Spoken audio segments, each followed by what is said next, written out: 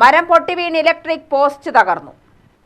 നെന്മാറ ചാത്തമംഗലം കൊമ്പങ്കല്ലിൽ കഴിഞ്ഞ ദിവസം രാത്രി 10:30 മണിയോടെയാണ് സംഭവം.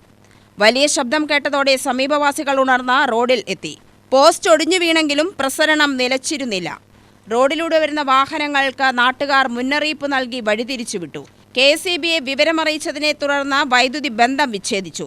ഭാഗ്യം കൊണ്ടാണ് വൻ അപകടമൊഴിവായതെന്ന് നാട്ടുകാർ പറഞ്ഞു. ആളപായമൊന്നും ഉണ്ടായില്ല. വിളിച്ചു പറഞ്ഞു. ഉടൻ തന്നെ ഞാൻ വിളിച്ചു പറഞ്ഞു. ഇലക്ട്രിസിറ്റി ഓഫീസിൽ നിന്ന് വന്നിട്ട് ഫീസ് ഊരി ലൈനൊക്കെ അങ്ങനെ കൂട്ടി വെച്ച് കെട്ടി റോഡൊക്കെ ബ്ലോക്ക് ചെയ്തിട്ട് അവർ പോയി. ഇതപ്പോൾ വരാമെന്ന് പറഞ്ഞിട്ടുണ്ട് അവർ കോൺട്രാക്ടറുകാരെ. ഇപ്പോൾ വരാൻ പറഞ്ഞിട്ടുണ്ട്. അവിടെ സാധനങ്ങൾ കയറ്റിക്കൊണ്ടിരിക്കുകയാണ്.